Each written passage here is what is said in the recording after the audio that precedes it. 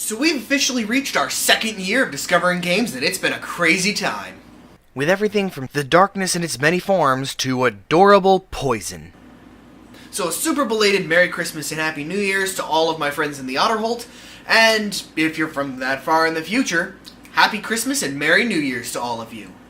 So I decided that for the start of this new year, I should discover an old game from my past that I'd totally forgotten until I was looking for games to discover and Myth talked me into trying it. Elmo's Letter Adventure. Someone please come save me.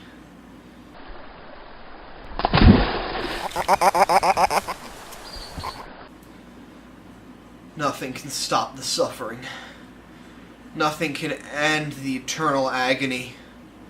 My life is hell. The game was so short, but I felt every second of it rip years off of my life. Now I understand all those whiny, annoying emo songs about how horrible life is. There is no hope. There is no happiness. This is Elmo's Letter Adventure. But enough whining. Let's get down to why this game fails on every level possible. Elmo's Letter Adventure is an attempt at an educational game by Real Time Associates Incorporated for the N64 and PS1. They attempt to market it for preschoolers for basic letter recognition, and the ESRB agreed. It also gets a single line on Wikipedia. 2 sentences, that's all this game is worth. This takes on a special level of depressing poignancy when you consider that Elmo's Number Journey, this game's companion game, was worth 6 full sentences. Count's Castle, an unfinished and unreleased game for the Atari 2600, was worth 3 sentences, and yet our game today was worth 2. If you weren't scared yet, that should put you in the mood. The game attempts to have 3 difficulty settings: easy, medium, and hard. These change how many letters will need to be found for each level and how many times you can mess up in a level. There's another much more confusing change I noticed as I played, but we'll get to that as we go. So let's start this up and let the suffering begin. We start the game on Sesame Street as the titular Elmo. We can walk slowly around the area meeting 3 of our friends, Big Bird, Grover, and Ernie. Each will bring you to their level, and as we begin closest to Big Bird, let's start there. You go to the letter farm and are instructed to find one specific letter and let loose to walk in one direction. You cannot speed up, you cannot do anything, you simply walk listening to this inane music, slowly picking up the same letter over and over. Yeah, the letter doesn't change with each one you pick up to help you with variety. It simply remains exactly the same letter for this entire stage. And the variety of letters throughout the stage that aren't the letter that you're looking for is incredibly small. You're just looking for the same 3 or 4 letters over and over. You're not even required to learn what the letter you're looking for would look like, because it shows it to you there on the bottom of the screen. So, not only is this already disappointing as a game, but somehow this game's controls are actually messed up. Yeah, this game manages to mess up controls that require the use of 2 buttons and an analog stick. The movements are loose and weirdly difficult to control, almost feeling slippery and stiff at the same time. All of the buttons but start cause Elmo to interact with his friends or the letters next to you, but the interaction is on a weird delay after you press the button. This interaction also takes place on a sphere of influence around you, so if you move past a letter and attempt to interact with a scarecrow in the vain, desperate hope that it will do something interesting and relieve the monotonous misery, which, as I'm sure you can guess, it doesn't, that letter that Elmo is in no way facing will count as something that you are attempting to interact with and mark you as having made a mistake. To make it even worse, sometimes the letters seem to have a hitbox, meaning that you can actually get stuck on letters that you don't need to pick up because of the game geometry. But with this level complete, Big Bird asks if I'd like to play again. As a matter of fact, no. No, I would not like to play again. Here's what I would like to do though. Go down to easy mode. There will be less letters to collect in easy, so the level should at least get done more quickly. So let's leave the level and realize another Larger problem. No matter what we do when we leave a level, the game puts us back at the default starting position. So, if we wanted to travel to one side of the map and we started closer to that side, too bad, you're back where you started. A simple run button is all that would be required to make this not drive you mad, but remember, one movement speed only. You don't just move slow as a diabetic snail in the games, it's that way in the overworld too. Whatever. Let's bring this down to easy, and because I clearly still have too much will to live, let's see what kind of difference this will make on the letter farm again. So there were only 3 or 4 types of letters on hard, so now on easy there will be an actual selection of letters. Don't get me wrong, we're still looking for the exact same letter the entire time, but the letters that aren't the right letter actually have more variety to them. Here's the most insulting part though. The level takes just as long. Yeah, they spread out the letter that you're looking for to be further apart so that you have to walk just as far in order to finish the level and make it to the barn. And yet again, I'm asked if I would like to play again? No. I say no thank you, sir. Good day. Let's go see what Grover has in store for us. After all, one of my favorite Sesame Street characters growing up was Grover. I mean, I had this book about him as a little kid, and he took you to the museum, and the museum was the book, and the whole book was falling apart around him, and don't worry, we love you, Grover. If nothing else, your level has to be better than Big Bird's. I mean, it'll at least be different.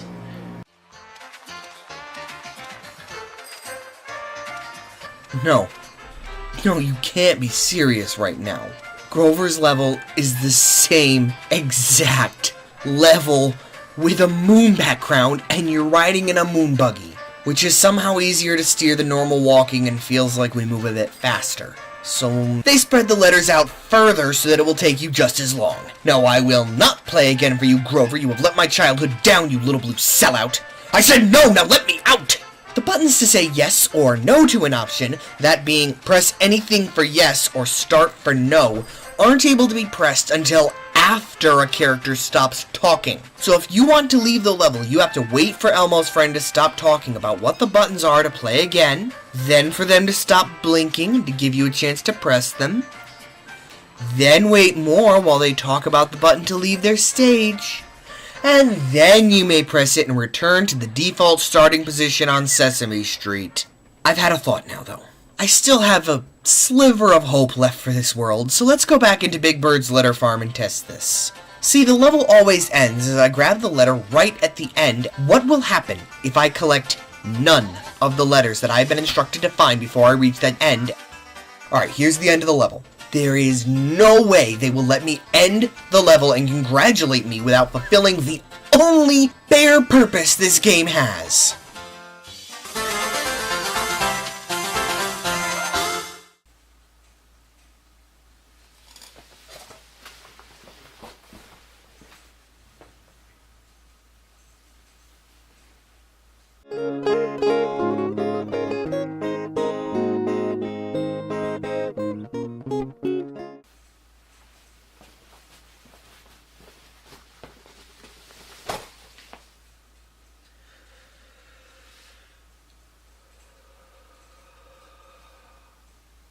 Alright, Ernie. What's your level? Can you let me down any further? Is your level even any different? Yep, Ernie's level is an underwater skin on exactly the same level. Nope. My soul's officially dead. Nothing can surprise or bother me anymore. The second bar has never filled up, and the game is almost over. Alright, let's see what happens if we play again just to say I did it. Wait, the whole stage changes? I stand corrected, Ernie. There must have been some small piece of my soul left to be surprised. Alright, we find yet one more type of letter for a while that feels like an eternity, and there's a new type of level? It's something new! Thank you, Ernie! Thank you! I'd forgotten what change felt like. The new mode is still nothing good. If anything, it's worse of programming than before. You're given a word that needs to be made and find the letter that will complete it. And rather than you needing to know the letter and find it, the letter is once again shown directly to you with an example. So you have to walk around to the left until you find the correct letter. What if your letter is all the way to the left and it would have been faster to go right? Tough luck, Chuck. You can walk left, being forced to pause at every single letter you pass until you finally reach the end of the line and can go on to the next word. There's also a problem where your body cuts off the bottom of the letter. For most letters, this isn't an issue, but with the first letter, you won't get to see the bottom. Not a big deal. Alright, Mr. and Mrs. Hotshot, you tell me the difference between an uppercase C and an F when you can't see the bottom of the letter. Go on, which is this? Which is it? Is it an E or an F? Seriously, pause the video, study the image, and guess. You got your answer? You all either just got it wrong with me, or got stupidly lucky assuming I wouldn't have asked this question if it had been an F in the first place. Whatever, we finished 3 words, and there's Elmo's friends to celebrate. You know, I do find it a bit odd we're back at the letter farm for this end word building section when Ernie's stage was underwater. Wait, the letter farm. Does this mean I have to do the other 2 levels again, and their continuations?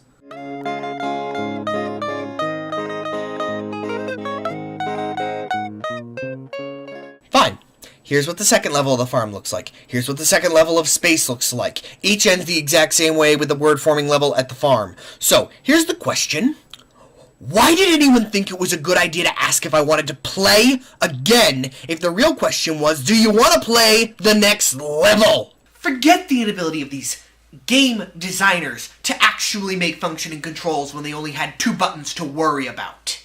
Forget their ability to tell the basic difference between hard and easy. Forget the fact that they had the audacity to call this a game.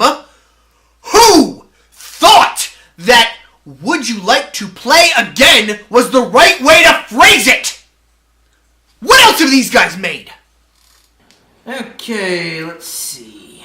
Leap Track Series 1 and 2, Barbie's Ocean Discovery, NBA Live 97, Magic Crayons? This game is crap. It fails as a game, it fails as an educational tool for anyone who would be of an age to use it, particularly because anyone of an age to make use of it is too young to hold a controller, and coincidentally it fails as a fire starter. If I actually had to tell you this, don't play this game. Now, if you'll excuse me, Myth was the one that talked me into playing this game. I'll see you all next week.